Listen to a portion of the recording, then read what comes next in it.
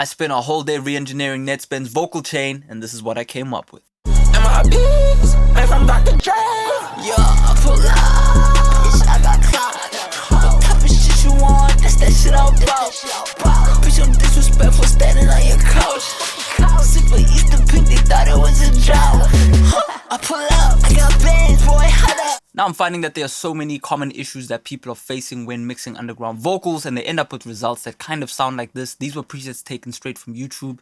Yeah, I pull up. Bitch, I got clout. Yes, what is this? Huh? This is whack! I can't get jiggy with this shit! Now this is exactly what you don't want to be doing when mixing vocals, so stick around. I'm going to be showing you some pro techniques to get that grungy underground sound. Let's get it. Now a big issue I see with people mixing underground vocals is that because the beats are so dense, they tend to immediately gravitate towards some sort of parametric EQ and then immediately begin rolling off all of the bottom end and then boosting the treble, and all you really end up with is this kind of harsh mess of a vocal sound that doesn't really blend in with all of these kind of chaotic elements. So what I'm going to be showing you is a solution to that and a workflow that you can use in your own setup. Now the first thing I like to use right here, Farai's vocal enhancer. This is just going to give me a little bit of saturation, and this is kind of going to act like some sort of a kind of preamp emulation similar to the Neve or something that you'd find in the analog domain. Now the second step that you can try out, I'm just going to pull up the Studio Verse preset right here. This is exactly the same as what's going on right here. Basically, I want you to try and use my trick I call the bass control trick.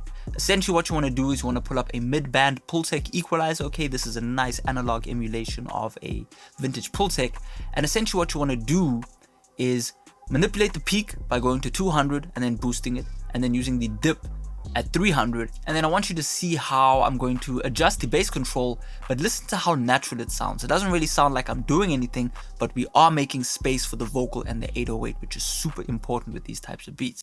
Yeah, I pull up. Bitch, I got clout. What type of shit you want? That's that shit all about. Right, can you hear how we kind of either make the vocal more aggressive or more kind of mellow in that lower mid range? Definitely try this out. Now our next trick is going to involve us using a de-esser, and essentially what I'm using right here is the Waves Sibilance. This is a really cool kind of more intelligent version of the original Waves de-esser. But before I show you the actual running of the sound through it, I want you to pay attention to the spectrogram right here, right? I pull up, I got bands, boy, hot up. Say she got some friends, tell your friends. Can you see how controlled that range is right there? If we go ahead and just mute our master and then I'll play the actual Nettspend song, you can see that the same thing is kind of happening. You see, what commonly happens with a lot of amateur mixes is you'll see this range, kind of that 5 to 10K, with really these kind of spikes that are just popping out and they're just cutting people's heads off, right? You don't want to do that. This is why it's super important to get that kind of de-esser going, all right? Now, after our de-esser, we want to add a little bit of excitation, okay? This is going to come after our parametric EQ. That's going to be where we're doing our kind of slight toning of the vocal. Now, the reason why I add this specific exciter after the de-esser is because this one is kind of popping out the high end a lot more, whereas the Farai's vocal enhancer is dealing with those lower mids to kind of get that vocal to sound kind of grounded. This is going to add that kind of top end sheen.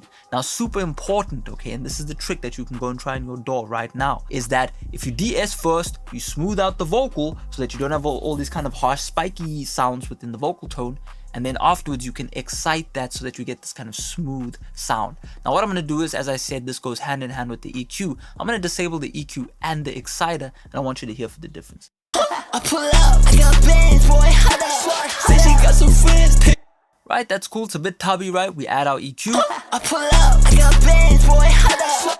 Right, now the EQ is kind of tone. Well, now the EQ has added all that tone, right? Correction. But we don't have that kind of grunge, right? We don't have our vocal almost sounding like a guitar, right? I pull up, I got bands, boy, hot up. Now the thing about these mixes is you're definitely not going to want to create really long reverb tails and crazy effects, right? You want things to kind of be present and heard, but be tucked away and kind of acting more as a kind of psychoacoustic effect, right? So what I'm going to do is I'm going to disable the all SFX channel, which is where we have all of our chaos sends going on, right? This is a kind of custom preset chain I made. And then I want you to hear how when we don't have those SFX being kind of, you know, sat alongside the vocal in parallel, we suddenly missing something, right? So pay attention to that. MIPs, made from Dr. Dre.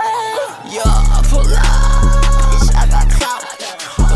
Now the vocal as it is would sound excellent on a PA system, but when we're listening on different types of systems with stereo information, we really want this to go on. So Listen to this. MIPs, made from Dr. J. Yeah, I pull up. Bitch, I got clout. What type of shit you want? That's that shit all about. Bitch, I'm disrespectful standing on your couch. Sick for Easter pink, they thought it. Right, it's just adding that kind of 3D width without it being apparent, okay, and that's the secret. All right, now I know it might be a bit complex for a lot of y'all to set the routing up, essentially where you have to create these sends. I personally like to bust my stuff, that's why I built this preset, but I'm going to be showing you how to get this kind of chaos wider effect, okay. Now this is something again that you can try right now. Here are all the settings, and then this is where things get kind of crazy, right? We use an reverb. I'm not going to go through every single different setup, but the gist of it is that we want to blend in a kind of nice long verb, but we want to make sure that we're only using a little bit of the wet. This is kind of going to make sure that we're creating space without creating all this washiness and essentially eating up all the space for these synths. And from then on out, here's the secret sauce. We're adding on this Sheps 73, which is an emulation of a Neve, and then we're using a bit of the preamp drive. If you really want to crush it, you can turn the drive on. Pay attention to this when I boost the level, then you can really hear what it's doing. MIPs, made from Dr. J. Yeah, I pull up. Bitch, I got clout. What type of shit you want? That's that shit all about. Bitch, I'm disrespectful standing on your couch. Right, it's adding on that room tone. All right, now when you mix that together with all the other effects, you really start to get that kind of blended in kind of grungy 90s sound that I think works really well with underground. So now that I've shown you what I'm doing with my vocals, I think it's time that we actually listen to the whole thing once through so that you can really hear what it sounds like. All right, now it's as easy as, you know, this is why I like to build presets, because I just don't have time to be re-engineering things from scratch every time, right? I actually want to spend time recording. All right, so this is going to help me a lot. So what I can do is essentially load up Studio Verse if I'm using a different DAW, because I also like to record on Cubase. What I can do is then just simply load this up, all right, and boom, everything is there ready to go. I got my macros set up. I'm going to bypass all of this so that you guys can see what's going on. I'm going to turn these off because we actually have these in the chain itself. So these are all set up, ready to go. And then take a listen. MIPs, made from Dr. J. Yeah, I pull up. Bitch, I got clout. What type of shit you want? That's that shit all about. Bitch, I'm disrespectful standing on your couch. Sick for Easter pink, they thought it was a job.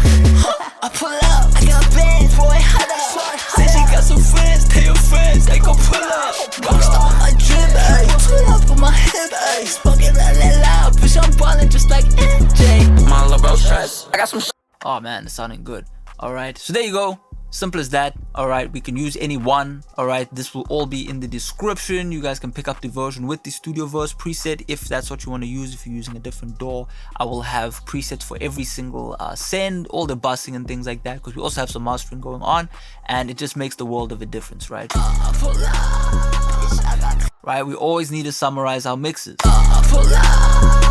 Right, and sometimes it's not just a matter of turning things up, there's a little bit more going on. But there you go, those are my tips and tricks for mixing better underground vocals like Nettspend. All right, try these techniques out and comment chaos below if you got them right, if you're finding that your vocals are now benefiting from the techniques I'm talking about. All right, try this pull tech technique out, I think it sounds really cool.